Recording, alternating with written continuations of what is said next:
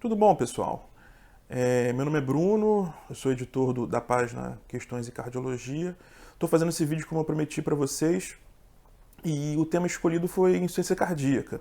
E pelo que a gente postou na página, a gente perguntou para vocês qual seria mais o foco desse nosso vídeo, a maioria das pessoas pediu para falar sobre tratamento da insuficiência cardíaca. O tratamento da insuficiência cardíaca é um grande mundo, né? E não é uma coisa, por mais que você leia a diretriz, né? Tem que vivenciar o tratamento da insuficiência cardíaca para saber os detalhes, porque tem muito detalhe o tratamento da insuficiência cardíaca. Nem sempre eu vou conseguir fazer todas as drogas, nem sempre eu vou conseguir tratar o paciente como preconizado. Mas algumas coisas são importantes que vocês saibam a respeito do tratamento da insuficiência cardíaca. Uma delas quais são as drogas que devem estar presentes numa prescrição.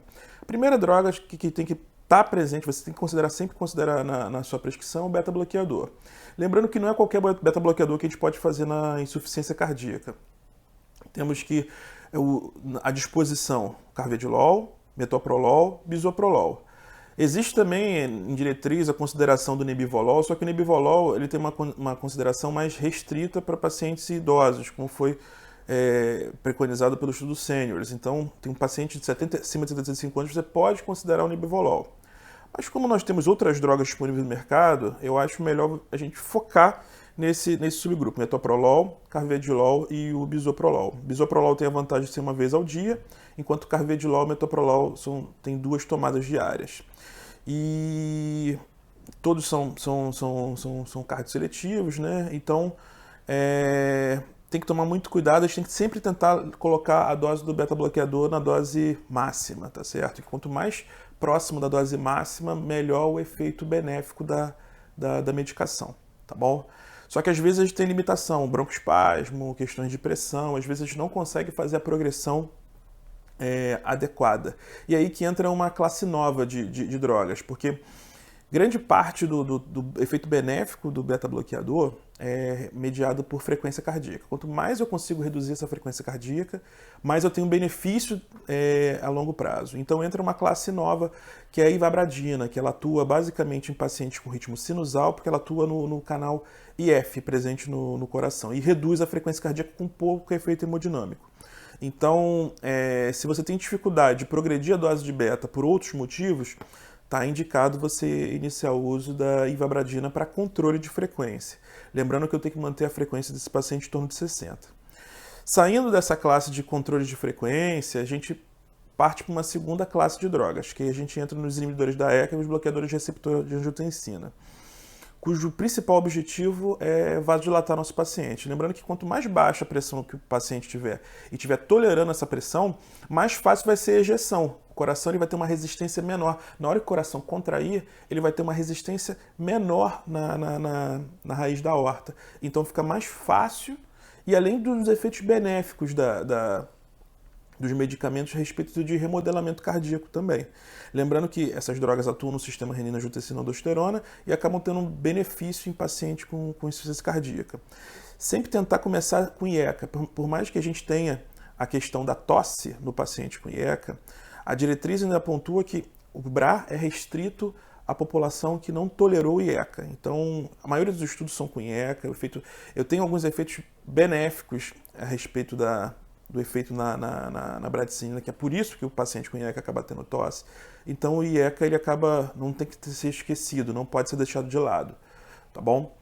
Outra classe que acabou entrando agora, que também tem um pouco a ver com os IECAs, acaba sendo o sacubitril com valsartana, que também entra nesse campo de vasodilatação, né? de vasodilatadores.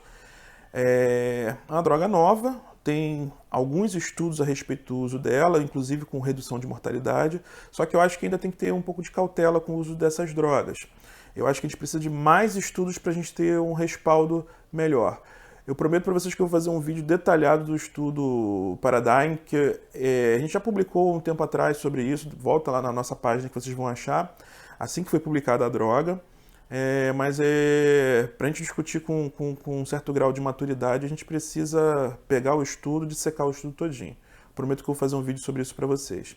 E outra classe de drogas que tem que estar presente na nossa prescrição acaba sendo os inibidores da aldosterona, né, a espironolactona. Todo paciente que é sintomático, pelo menos classe 2, idealmente classe 3 e 4, chegaram a algum momento de insuficiência cardíaca nessa classe, temos que considerar o uso dessa medicação, tá certo? Até por questões de efeitos de remodelamento.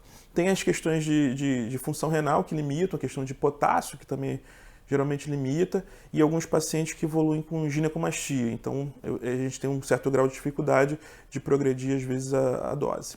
Mas é uma excelente droga e tem que estar presente. Então, essas 3 classes de droga têm que estar presentes numa prescrição de um paciente com insuficiência cardíaca. Lembrando que eu também tenho que atuar na causa da insuficiência cardíaca. Se o paciente tiver uma causa isquêmica, ele tem que ter tratamento para doença isquêmica. Não pode esquecer disso. A furosemida. A furosemida é uma droga que entra na descompensação, uma droga que não afeta a mortalidade, ela afeta sintoma. No paciente congesto, tem que usar a furosemida.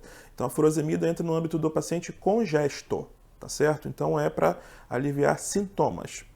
Não tem efeito benéfico em mortalidade. Outra classe de drogas que a gente tem que considerar, no paciente que a gente otimiza a dose de beta-bloqueador, de inibidores da ECA ou de BRA, e eu não atinjo um nível de pressão adequado, não atinjo um grau de vasodilatação adequado, eu tenho que considerar a hidralazina com nitrato.